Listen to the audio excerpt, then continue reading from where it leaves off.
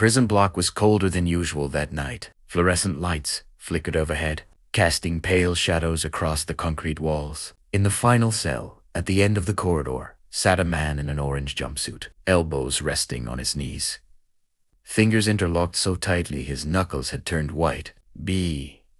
Sunrise. He was scheduled to die. His name was Daniel Hayes.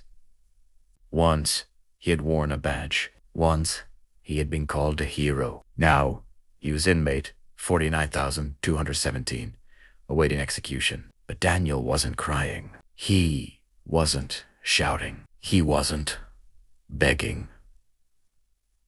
He was waiting for one final request to be granted. And that request confused everyone. He didn't ask for a special meal. He didn't ask for family. He didn't ask for forgiveness. He asked to see his retired K9 partner one last time. Before we go further, make sure you like and subscribe. And I'm curious, where are you watching from? Drop your country below. I read every comment.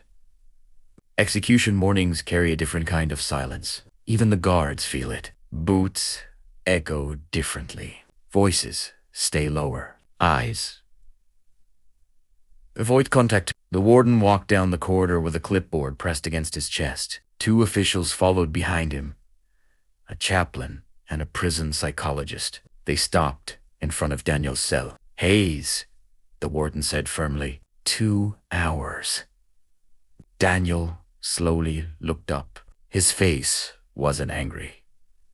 It was teary. You'll receive your final visit. Before we proceed, the warden added, is there anything else you want? Daniel shook his head. Just him. The warden studied him for a moment, then nodded. Arrangements had already been made. The retired K9, a German shepherd named Titan, had been located. After Daniel's arrest, Titan had been reassigned, then quietly retired. For years, no one allowed them contact until today. But Daniel Hayes had not always been a condemned man. For nearly 13 years, he had been one of the most respected K9 officers in the department. He and Titan were inseparable. They tracked fugitives through forests, located missing children in freezing temperatures, uncovered narcotics, hidden where no human could detect them. Their bond wasn't just professional, it was survival. Daniel had trained Titan from a fearful, underweight rescue pup into one of the most disciplined K9s in the city. No yelling, no force, just patience, and Titan responded with absolute loyalty. He had once saved Daniel's life during a warehouse operation, launching at an armed suspect seconds before the man could fire. That night, Daniel had whispered into Titan's fur, where you go, you go. Ment Italiano. Until the night everything collapsed. An abandoned warehouse, a supposed routine raid. One fellow officer dead. Daniel found at the scene, gun in hand, blood on his clothes, and Titan barking, not at strangers, but at Daniel. That image destroyed him. The prosecution repeated it relentlessly. If his own K9 reacted against him, what does that tell you? The jury deliberated less than 3 hours. Guilty. Death penalty approved. Daniel insisted someone else had been inside that warehouse. He said he'd been attacked first. He said Tyne had seen it, but there were no cameras, no additional fingerprints. Ballistics tied his weapon to the fatal shot, and Titan couldn't testify. So Daniel was buried under a verdict the system refused to question. Now, years later, the black transport SUV rolled through the prison gates. Inside, Titan sat quietly in a reinforced crate. Holder now. Holder now. Holder now. Gray around the muzzle. Eyes deeper. Wiser. Officer Ryan Cole, Titan's current handler, open thee back. You ready, old man? He murmured softly. Titan stepped out slowly. His movements were stiffer, but his presence still commanded respect. Inside the execution wing, tension thickened instantly. The heavy door opened. Daniel stood in restraints. Titan stepped inside, and everything froze. For one heartbeat, they stared at each other. Daniel's lips trembled. Titan, but instead of running forward, Titan growled. Deep warning. The room stiffened. Stiffened. Officer Cole tightened the leash. Easy. Titan didn't blink. His eyes locked onto Daniel. Not with hatred, but with intensity. He circled slowly, sniffing, breathing deeply, analyzing. Daniel's heart cracked. You don't recognize me. Titan stopped.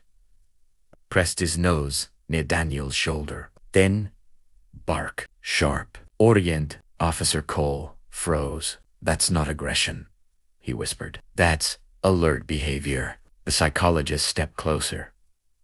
He's detecting something. Titan barked again. Stronger this time. Then moved behind Daniel. He sniffed near the back of his collar. Then suddenly stiffened. Cole gently lifted the fabric, and what he saw made his stomach drop. A small, faded puncture wound. Deep.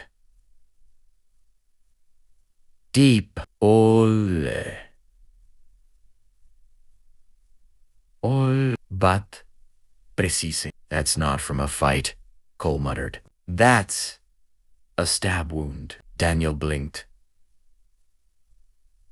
I don't remember being stabbed, but Titan did. And in that moment, a memory cracked open inside Daniel's mind. Rain hammering metal roofing, a shadow dropping from above, pain in his shoulder, a blade, a whisper near his ear. Stay quiet. Gunshots.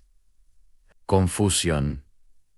Another officer falling. Titan barking wildly. And in the far corner, a silhouette. Watching, then disappearing. Daniel staggered slightly. There was someone else, he whispered. Titan barked once. Agreement. The warden looked unsettled now, but before he could speak, Titan turned suddenly, locked onto one of the guards standing near the wall, and growled. Not randomly, directly. Officer Blake Morgan. Morgan stepped back instinctively. Control your dog, he snapped, but Titan didn't stop.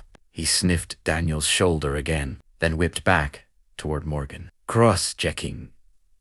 Comparing. Cole's face drained of color. He recognizes something, he whispered. Morgan forced a laugh. Tisi Singsane. He's old. But sweat had formed at his temple. Twice, Daniel's blood ran cold. 2 alerts meant conformation, and for the first time in years, Titan barked sharply. The truth had taken its first breath. The room had changed. Just minutes ago, it was an execution chamber. Now, it felt like a crime scene. Titan stood rigid, his body angled toward Officer Blake Morgan. Not random, not confused, focused. Morgan's jaw tightened. This is ridiculous, he said sharply. You're letting a dog rewrite a murder conviction. No one answered, because Titan wasn't acting confused. He was acting trained. Officer Cole stepped closer to Morgan. Hold still, Cole said quietly. Morgan scoffed. You can't be serious. But Titan lunged forward, not attacking, just sniffing aggressively near Morgan's boots. Then he barked. Once, twice, 3 times. Cole's voice lowered. He only does that when scent profiles match. The warden frowned. Match what? Cole swallowed. Original scene contamination. The psychologist blinked. What does that mean? Cole didn't take his eyes off Morgan. It means Titan remembers the warehouse. Silence. Morgan laughed, too quickly. That was years ago. Yes, Cole replied. But dogs don't forget scent. Titan suddenly pulled toward Daniel again, then back toward Morgan, comparing, rechecking, like he was building a bridge between 2 memories. And then, Titan did something no one expected. He lay down, right between Daniel and Morgan, but his eyes never left Morgan. Protective stance. Not aggression. Protection. Daniel's breath caught in his throat. He's guarding me. Morgan's face paled. Enough of this, he snapped. You're delaying a lawful execution. The warden finally spoke. Officer Morgan, were you present at the warehouse the night Officer Keller died? Morgan hesitated. Just half a second, but everyone saw it. I arrived after the call, he replied carefully. Titan barked. Sharp. Immediate. Cole's voice hardened. He's responding to stress change. Morgan stepped back. You're reading into this. But Daniel's memories were flooding now. Rain, metal stairs. A voice, low, familiar. You weren't supposed to be here, Hayes. Daniel's head snapped up. That was you.